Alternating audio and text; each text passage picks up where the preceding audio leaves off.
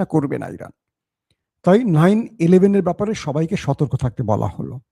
আসেন, এখন যে বিষয়টি হলো, আরবে ফলস ফ্ল্যাগ অপারেশন নিয়ে সৌদি এবার স্টেটমেন্ট দিলেন। সৌদির একজন প্রিন্স খুব সুন্দর করে বললেন যে আমাদের জনগণের উপর ফলস ফ্ল্যাগ অপারেশন হচ্ছে এবং এটা গণমাধ্যমে উঠে আসছে ইরান করছে। কে বলছেন? সৌদি প্রিন্স মোহাম্মদ বিন সালমানের ঘনিষ্ঠ এবং খুব পাওয়ারফুল একজন ব্যক্তি।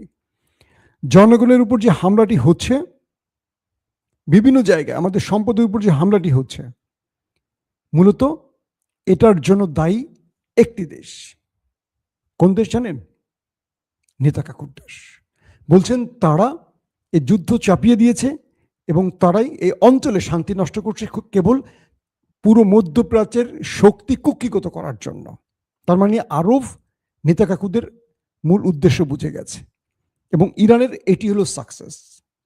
আরবরা এখন বুঝে গেছে যে যুগের পর যুগ পেট্রোডলার দিয়ে যে আমেরিকাকে আমরা পুষেছি ঘাঁটি দিয়ে, তারা মূলত এই অঞ্চলে ঘাঁটি গেড়েছিল ওই একটি দেশকে বাঁচাবার জন্য, নেতা সাহেবের দেশটিকে বাঁচাতে।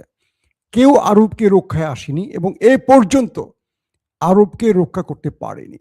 তাই আরব এখন নতুন করে ভাবছে তাদের দেশে এই এই কি বলবো, ঘরের শত্রু বিভীষণকে রাখবে কিনা, ট্রাম্প বা আমেরিকাকে রাখবে কিনা। এই বক্তব্য চলে এসছে আরবের যুবরাজদের পক্ষ থেকে। এটা কিন্তু খুবই গুরুত্বপূর্ণ আজকের খবর, খুবই। আসেন, আরবের জনগণের উপর যে হামলাগুলো হচ্ছে, এইটার জন্য কিন্তু দায়ী ওই একটি দেশ। কি করা হচ্ছে? ইরানকে কেউ করছে না। ইরান এই বিষয়টি জনগণকে বোঝাতে পেরেছে এবং ইরান বলছে যে আমরা এই কাজগুলো করছি না, করবও না। আমরা আমাদের কোনো ভাইদের মারতে পারি না, এটা আমাদের ধর্ম সাপোর্ট করে না।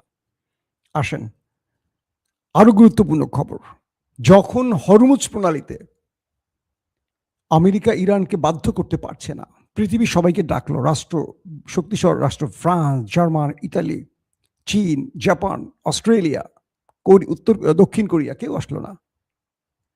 ট্রাম্প বলল কেউ যদি না আসে আমি কি করব? তারা বলল তুমি যুদ্ধ বন্ধ করে চলে যাও, এখানে শান্তি চলে আসবে।